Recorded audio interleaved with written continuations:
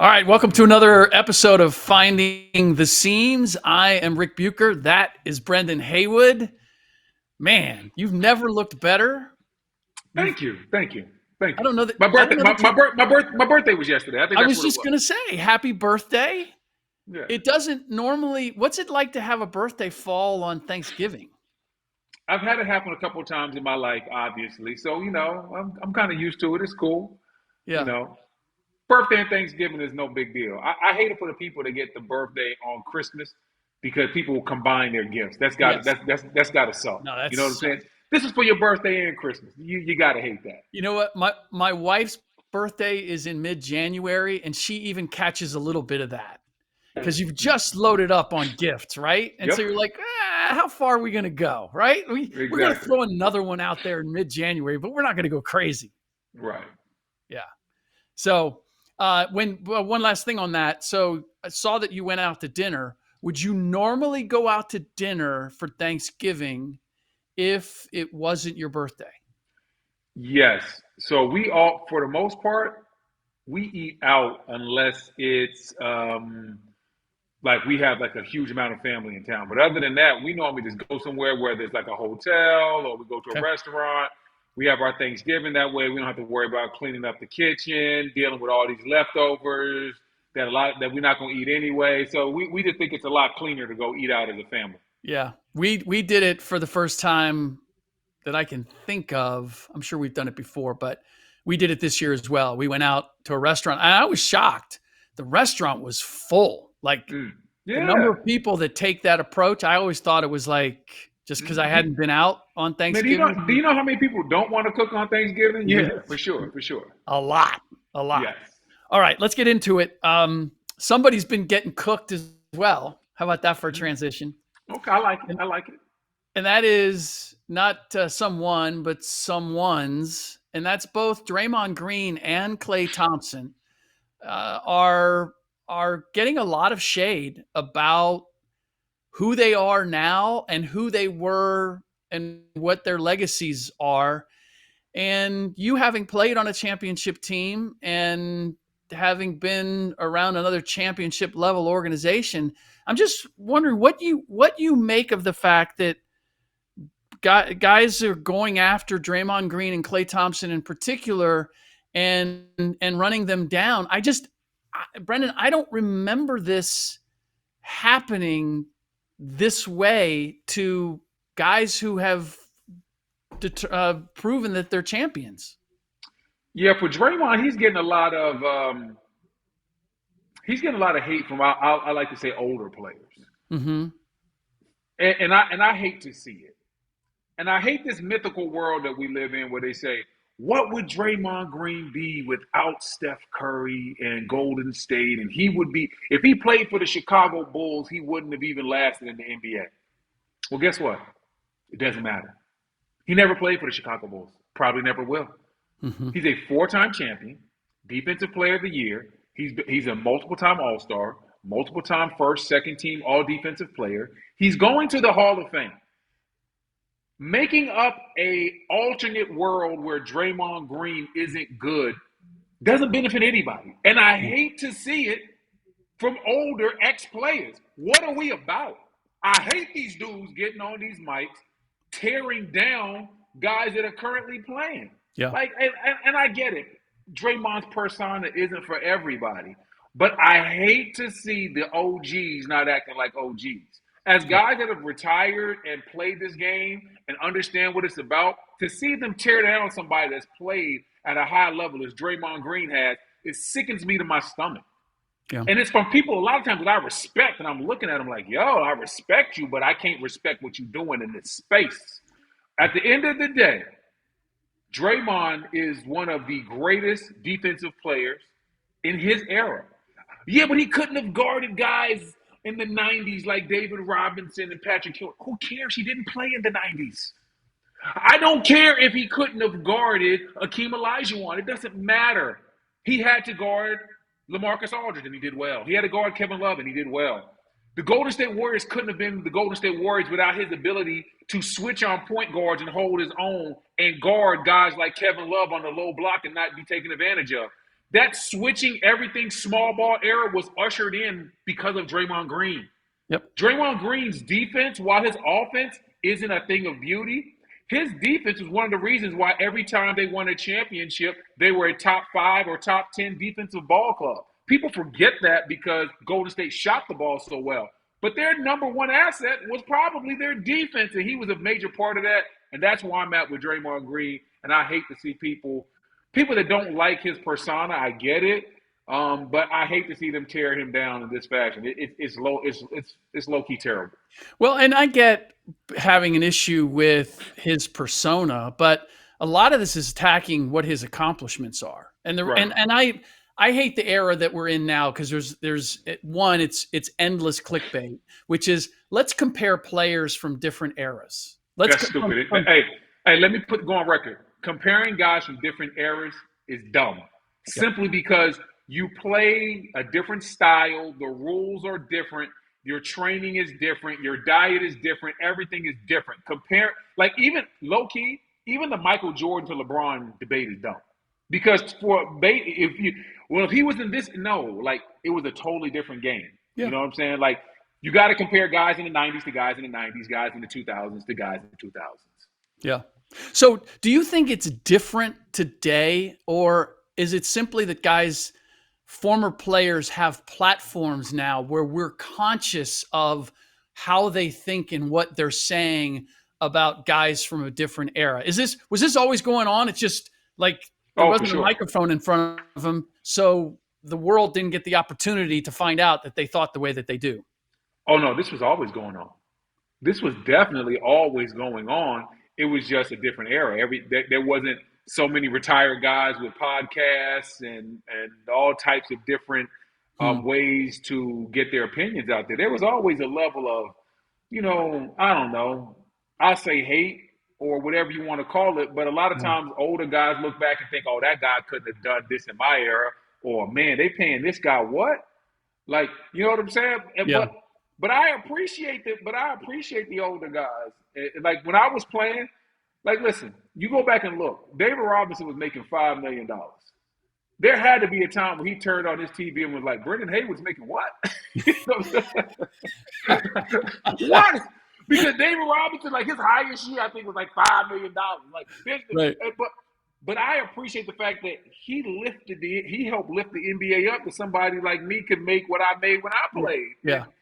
And a lot of guys don't look at it like that. So, like, I see guys now like, Brendan, if you play in this era, man, you make this because that guy is this and that guy. I'm like, man, I don't even think like that. I'm like, yo, man, I'm appreciative of my time, and I love what these young guys are doing, and I'm not pocket checking none of them. If they're making $150 million, $140 million, if role players are getting $20 million, I'm not hating on none of these dudes. But that's just me, though. I got a conscience. I can't come up here and just hate on somebody. But a lot of people don't. A lot of people don't have a moral code. They just gonna go out there and say whatever. But I can't do that. I got to be able to sleep at night with who I am. And a lot of people hating on Draymond Green need to look themselves in the mirror. So this is what I'm curious about, is the percentage, because you're always going to have the haters. You're always going to have the people that are respectful. You're the people that are aware of they have what they have because of the people that came before them. I just always had the impression that there was the majority of players who thought the way that you did, which was there was appreciation for the ones who came before them, and that there weren't as many that were jealous or felt some kind of way about the guys from another generation and what they've accomplished. What do you think the greater percentage is? Do you think the vast majority of NBA players look at other players from a different era, whether it's the older guys looking at the new ones and saying, hey, you know what? That dude's making what? And I made what? And I'm better than he is? Or the new guys are looking back and going, you know what, he was all this and all that, but he's not as good as I was, so, and I'm not getting those accolades. Like, how many players do you think have an understanding or a healthy perspective as opposed to those that are always looking at trying to run somebody else down? I think it goes back and forth because of the different eras and the different style of play. So, you think of the 90s, physical, hard fouls. So a lot of those guys that played in the 90s think the newer guys are soft. Hmm. But now you look at the skill set of these guys, and when they go look at NBA's greatest games, they see that grainy footage of these power forwards pump fake, pump fake, pump faking, and shoot from 15 feet. And Yeah. now everybody in the league is letting it fly from three and crossing over and stepping back. They looking at them dudes like they ABC 1, 2, 3. So I think there's disrespect on both sides. Yeah. But because so many of the older guys have these platforms and they don't show love, now the younger dudes ain't even holding back. They really like, we ain't Yeah. trying to hear from you. Like, and so it's just unhealthy. And getting it back to Draymond, Draymond is truly unique because Rick, I figured out why people don't like Draymond Green. Hmm. It's because guys like him normally aren't the sounding piece or they're not the loudest person in the room on a really good team. Yeah. Like Ben Wallace was essential to the Detroit Pistons winning the championship. He Quiet in the wasn't mouth. he wasn't the loudest person on the Pistons. Dennis Rodman, while he might be weird,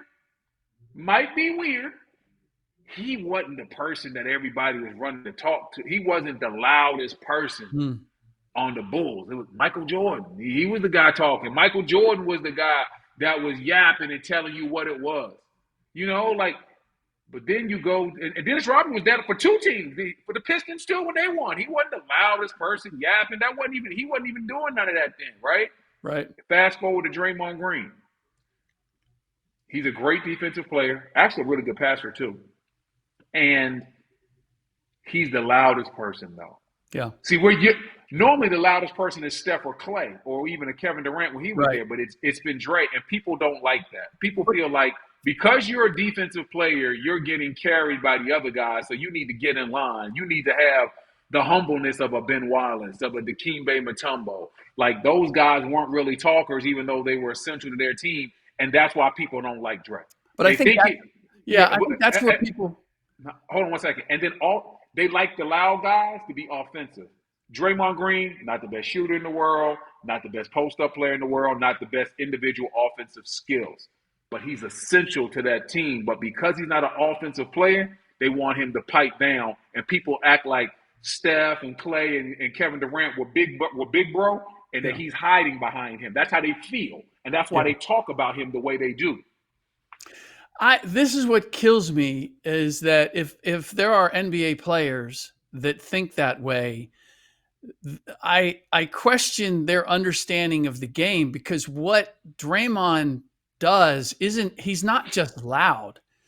He orchestrated them defensively. He orchestrated them offensively. I mean, he was led them, not that assists or stats or everything, but he was their leading playmaker for most of the last 10 years since he's been there.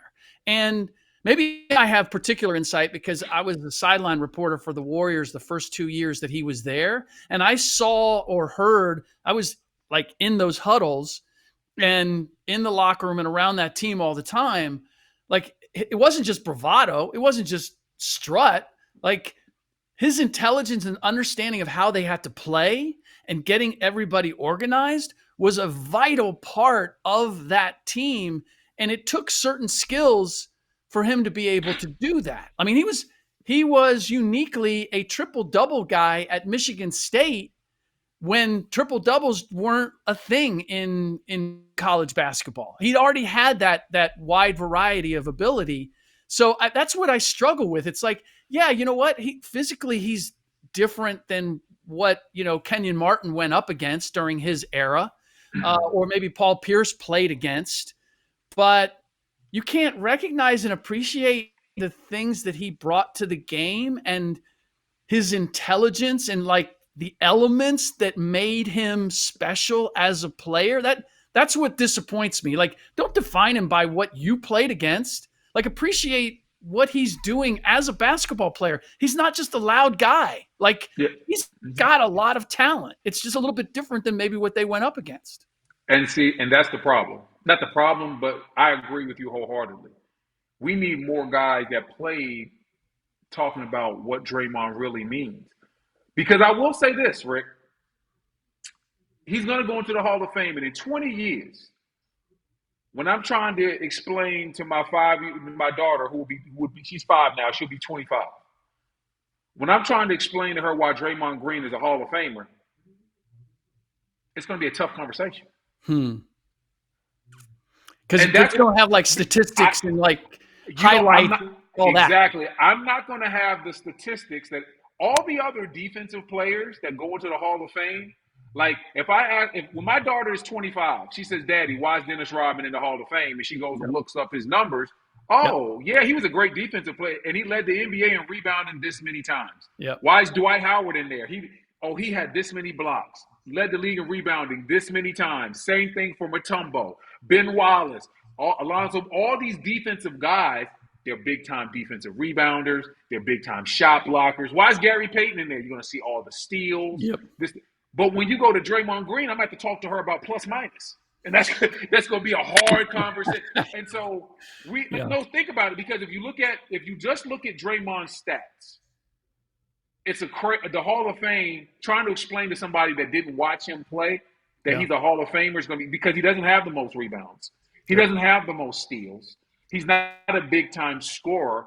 And so it's going to be one of those situations where I'm like, baby girl, you just had to be there. Yeah. It was the time you just had to be there. And now I feel old because that's what older players and older NBA fans were telling me when we were having conversations about Bill Russell. That he's one of the best all time. And we'd be like, yo, he never even averaged over 25 or something like that. And they'd be like, yo, you just had to be there. You young. You just had to be there. Yeah. Now I understand. And so that's where Draymond comes in. That's why I'm a little bit disappointed that so many guys aren't having the conversation that we're having of this guy was essential to Golden State. His defense was key. The way that he passed the ball on the second side of that offense was also essential. And his smarts and his toughness and that edge that he gave them really helped Golden State. Golden State couldn't have been Golden State without Draymond Green. I'm not saying that he was more important than Steph or Klay, but they couldn't have been that if they had, let's just say, some other – if David Lee would have continued to start, no shade to David Lee, they would have not have been what they were. They wouldn't have been. Agreed. I would say this, and this is probably controversial. Some people are going to think it's controversial. I think if you take any one of those guys away, they're not the same championship team. Agreed. All of them had a different role. Steph, all of them had different roles. They fit together. Yep. They like, even personality-wise, it was perfect. The combination, they were a perfect combination in every way, and it's what has allowed them to have this sustained success. What I find striking, so Draymond has gotten a lot of it, but we see Klay Thompson getting it too. Now, if it was just Ja Morant, fine, but there was also Miami Heat two-way player came at him and had something to say, and I think it was Miami Heat. But Klay has gotten it from some other people as well. And were you going to argue with Klay Thompson's skills? And while I know that he has a quiet confidence bordering on arrogance as well, that probably when you're on the floor with him, you can feel, even though maybe the fans aren't hearing comments made by him. I still, that's another example of a guy with 4 rings who's getting dragged now because he had 2 what should have been career-ending injuries, and he's not the same player at 35. Well, who the hell is? You got to understand that you have to be respectful of the older legends, and Klay Thompson's going to be a legendary player for the shots he's hit. Game 6 Klay, the 3-point accuracy, the 60-point games. We know he's going to the Hall of Fame, right? And for younger guys, you have to be respectful, because one day you will be older and you will want these young guys to respect you. I'll never forget, I was in Cleveland. It's my last year. I'm playing with Sean Marion, obviously the great Sean Marion. I think he should be a Hall of Famer too. But, Sean Marion's been he was a multiple-time All-Star, NBA champion, had some really good years in Dallas and Phoenix. But in Cleveland, he was coming off the bench. And I remember one game, he went into the game, and Sean kind of has a different type of shot. And he shot a shot from the corner and it airballed. And I looked over there, and Tristan Thompson, a couple of young guys were laughing, and they were cutting up. And I leaned back, and I was like, yo, man, y'all chill out, man. Y'all respect that, man. And they were like, nah, come on, B Wood. I said, no. Y'all respect that, man. I said, yo, in his heyday, he was 10 times better than you ever was. I said, you may never get to that level.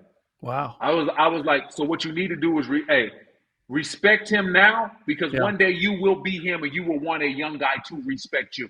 Yeah.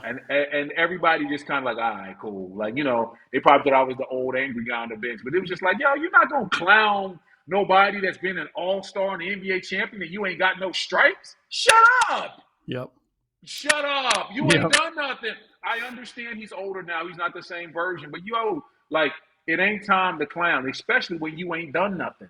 Right. And so, that's sometimes where some of these younger guys got to understand is like, hey, got to show respect to the old guard, because one day you will be older and you will want these young dogs to respect you. You will be in this situation. Yep. Life comes at you fast. Yep. No, it's true. Myron Gardner was the player on a two-way with the Miami Heat. And to give the full perspective, because this is like most people wouldn't have seen it, wouldn't have associated with Klay, but I knowing Klay, I totally see him doing this. He apparently said to the Heat bench at one point, you guys can't sit at my table. Here's the thing. He's right. There's nobody on the Miami Heat roster right now, certainly not on the bench, that has done anything close to what Klay Thompson has had. So if there's a back and forth and he's got that trash talk, you can say a lot of things. You can't say that Klay Thompson is not a player. But this is another part of that story, and this is what I love. And this is what I love about this guy. Caron Butler, coach on the Miami Heat, took young fella over to Klay Thompson at the end of the game and had them talk it out. Because Caron gets it. Like, yo, dog, hey, you don't need to talk to a legend like that. Relax, especially when you ain't done nothing. Relax. Mm-hmm. So I love that. That's who Caron Butler is at his core. I love that about CB. And so that just wraps that whole story up. Here's the one thing that I think is why we're seeing this in particular, outside of the fact that there's just more microphones out there, there's more platforms, we're exposed to everything and anything anybody says about anybody.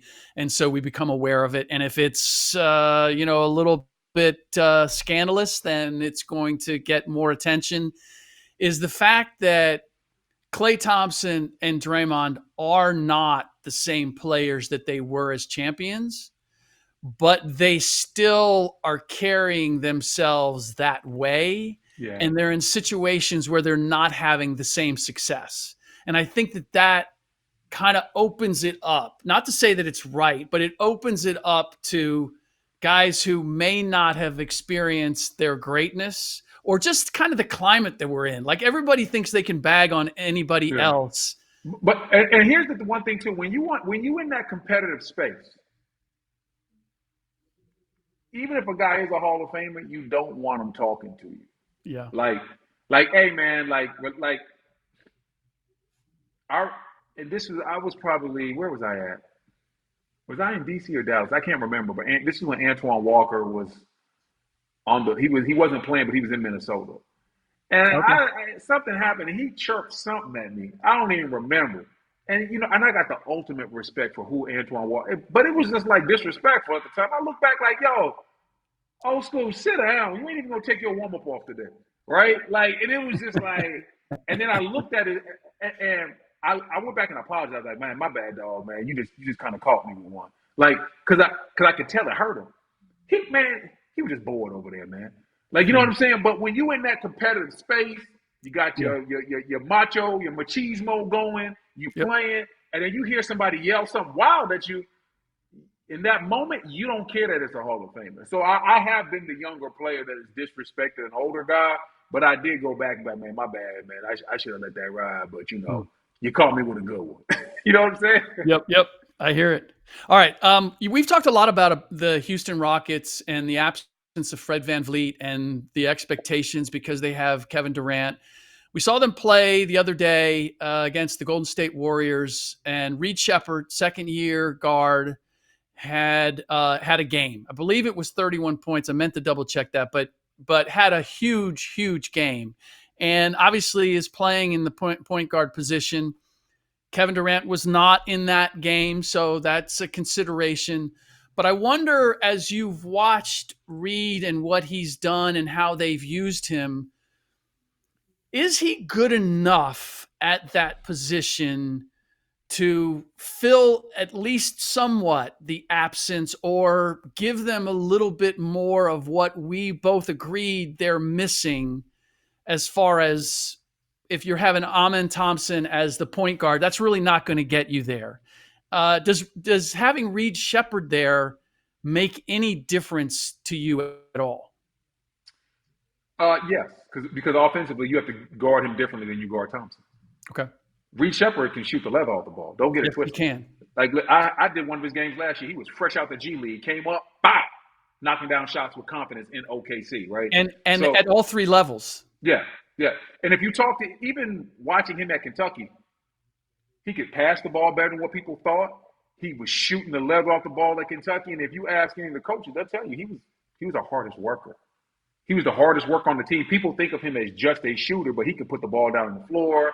He can get it in the pick and roll. He can shoot, like you said, he can shoot from anywhere. He's not just three. He can shoot the mid-range shot. He can shoot the long ball. The biggest thing for him is, hey, don't be a defensive liability. Yes.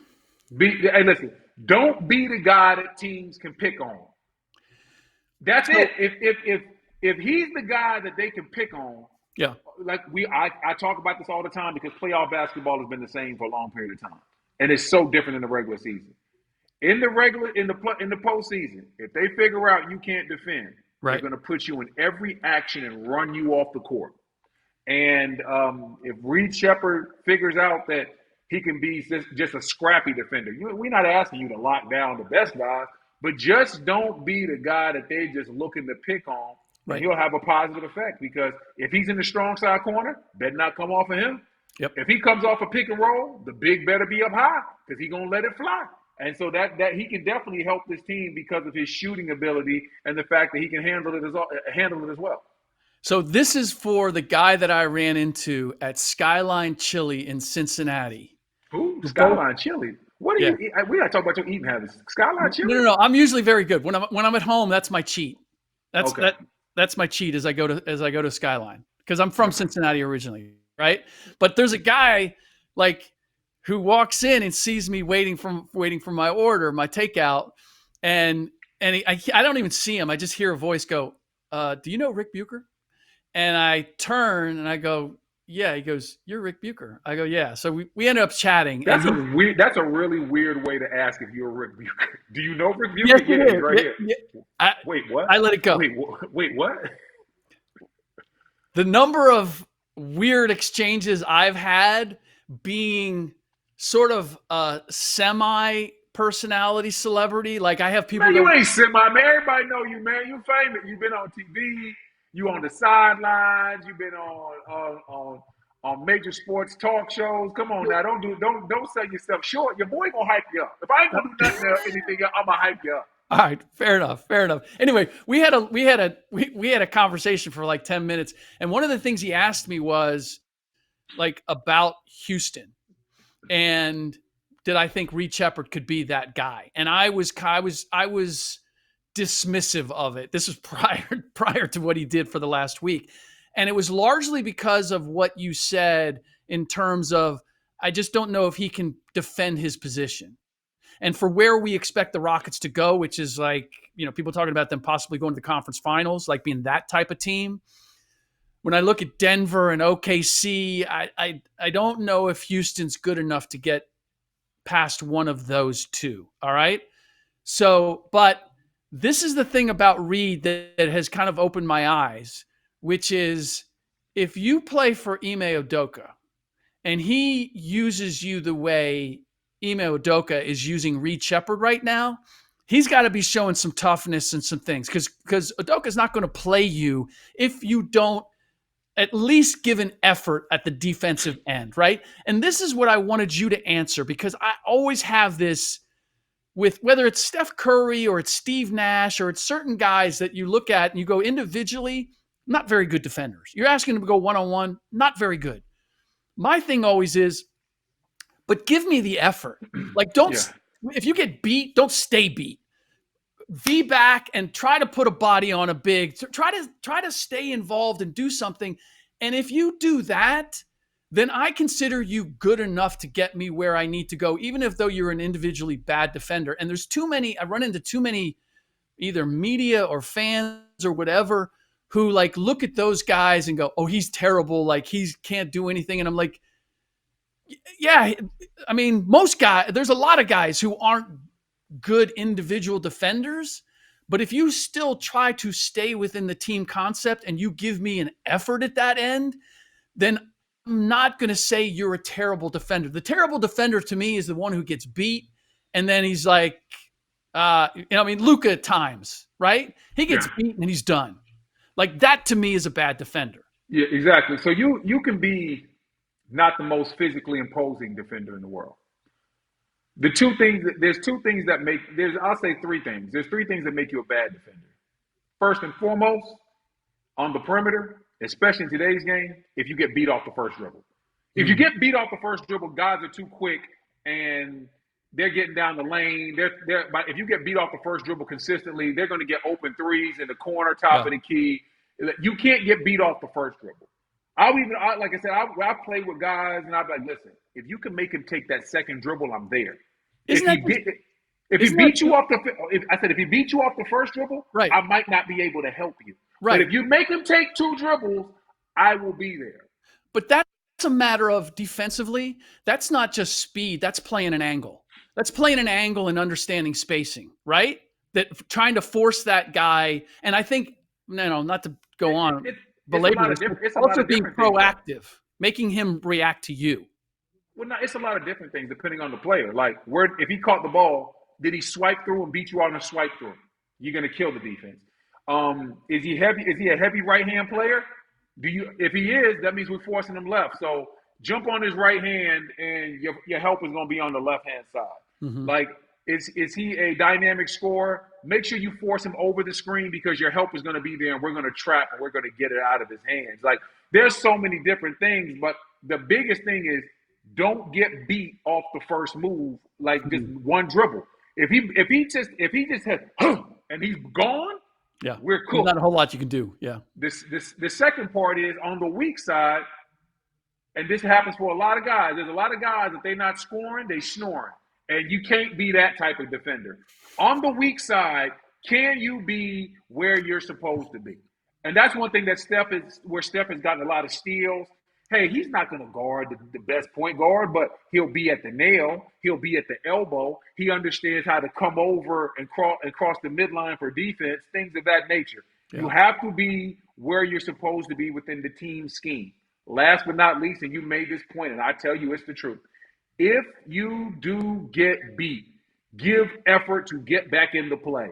Because if you give effort, sometimes things can be wrong, but you'll be surprised that the effort will make you right. You'll get beat on the first dribble, but you'll keep hustling into play, and eventually you might end up getting a steal because you didn't just turn around and look and stand on the perimeter like Houston James Harden. Like that, those are the three things that you need to have. If you're not an elite defender, don't get beat off the first dribble. Continue to hustle. Understand your team schemes and be a good help defender.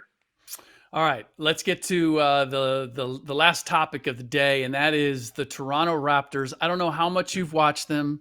It kind of surprised me. I looked up. And I'm like, they're 14-5. They're second. And look, you can come out of the gate and you're 8-2 or whatever, but this is where we get into the 20-25 game range where, okay, maybe you're showing me something. And so I hadn't been watching them, I'll be honest. And I went back and I watched a couple of their games and I'm like, they're not a bad team. And I look at their starting lineup with Brandon Ingram and Scotty Barnes and Emmanuel Quickley and RJ Barrett and Jakob Poeltl, who you as a big man can tell me, but I think he's vastly underrated in what he does as a big in today's game. I looked at them and I'm like, I kind of like them. Like, I don't know what they are as a playoff team, but I have no reason to believe that they're not going to be a playoff team this year. Well, first and foremost, they have two guys that have been All Stars before. Brandon Ingram has been an All Star. Scotty Barnes has been an All Star. Yep. They have three guys that are averaging between like 19 and let's say 21 and a half, 22 points per game when you talk about R.J. Barrett, Scotty Barnes, and Brandon Yep. Ingram. You have somebody, Emmanuel Quickly, who can. He's always scoring. Has always been his calling card ever since Kentucky. He can heat up at any time. He's 15, 16 points per game. Yep.